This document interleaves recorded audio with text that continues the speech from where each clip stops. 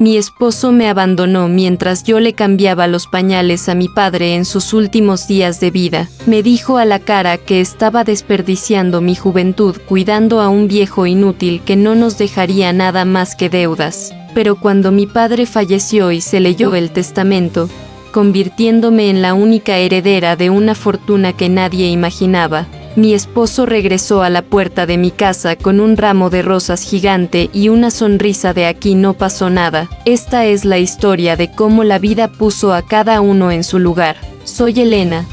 Tengo 37 años y estuve casada con Javier durante 9. Tenemos 2 hijos maravillosos, Leo de 8 y Sofía de 5. Durante casi una década, yo fui la que llevó la carga mental y económica de la casa. Yo trabajaba, llevaba a los niños a la escuela, cocinaba y limpiaba, mientras Javier saltaba de un proyecto emprendedor a otro, sin aportar dinero real, siempre diciendo que su gran oportunidad estaba por llegar. Yo lo apoyaba porque pensaba que éramos un equipo, que el matrimonio es estar en las buenas y en las malas. ¡Qué equivocada estaba! La verdad de mi matrimonio salió a la luz cuando la salud de mi padre se vino abajo. Mi papá era un hombre de pocas palabras, un carpintero de la vieja escuela que trabajó con sus manos llenas de callos hasta que sus riñones dijeron basta. Siempre vivimos de forma muy humilde. Hace 2 años,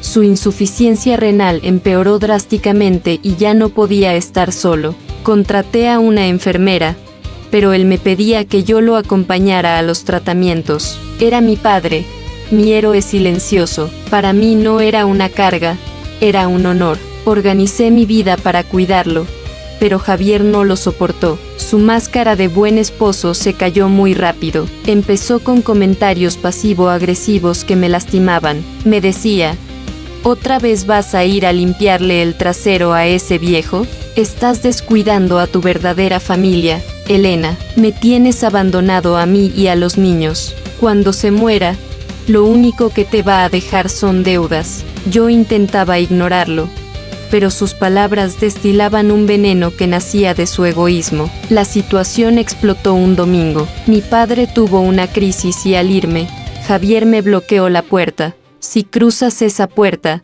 no regreses, me dijo con una frialdad que me heló la sangre. Estoy harto de ser el segundo plato. O eliges a tu familia, o te vas a cuidar a tu padre moribundo. Lo miré y por primera vez vi quién era realmente. Vi su narcisismo.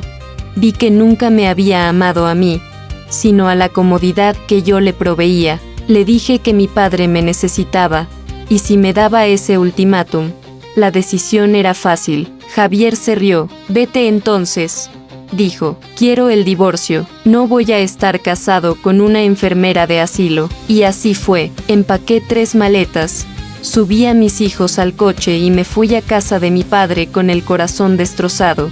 Javier ni siquiera peleó la custodia. Me mandó un mensaje diciendo que los niños eran demasiado trabajo para él. Durante los siguientes 3 meses, mi vida fue un ciclo agotador de hospitales, pañales y tratar de que mis hijos no vieran sufrir a su abuelo. Fue la etapa más dura de mi vida. Javier nunca llamó. Desapareció por completo. Mi padre falleció una madrugada de noviembre, sosteniendo mi mano. En sus últimos momentos de lucidez, me dijo, hija, gracias por no dejarme solo. No tengas miedo, todo valdrá la pena. No tenía idea de lo literal que era su promesa. El abogado de mi padre me citó para la lectura del testamento. Fui sin expectativas. Cuando el abogado empezó a leer, casi me caigo de la silla. Resulta que mi padre, ese carpintero humilde, había sido un genio de las inversiones silenciosas. Durante 40 años, había invertido en terrenos que ahora valían millones y tenía patentes que le daban regalías. Después de impuestos, la herencia ascendía a más de 12 millones de dólares. Me quedé en shock. Lloré porque mi padre vivió con austeridad para asegurarnos el futuro, sabiendo que Javier no era de fiar. La noticia corrió como la pólvora, y adivinen quién apareció 3 días después. Javier, con un ramo de rosas gigante y una cara de perro arrepentido. Hola, mi amor, dijo. Fui un estúpido, me di cuenta de que no puedo vivir sin ti, vengo a llevarlos a casa. Hace 6 meses, habría llorado de alivio, ahora, solo me daba asco. Sabía que alguien le había contado sobre los 12 millones. Javier, le dije con una voz tranquila y fría, ¿te acuerdas cuando me dijiste que estaba desperdiciando mi juventud cuidando a un viejo inútil? ¿Te acuerdas cuando me echaste? Él se puso pálido. Nena, era la presión del momento. No, lo interrumpí. Ese eras tú mostrando tu verdadera cara. Mi padre me dejó algo más valioso que el dinero, Javier. Me dejó la certeza de quienes están conmigo en las malas, y tú no estás en esa lista. Llamé a los 2 guardias de seguridad que había contratado. Al verlos, Javier dejó caer las flores y empezó a gritar, «Tengo derechos, soy tu esposo, la mitad de esa fortuna es mía por ley». Sonreí y saqué un documento. Error, Javier, la herencia es un bien privativo, solo mío, y estamos en proceso de divorcio por abandono de hogar. No te toca absolutamente nada. Los guardias lo sacaron a empujones mientras gritaba. Verlo patalear en la acera mientras yo cerraba la puerta fue el cierre que necesitaba. Hoy, el divorcio es oficial.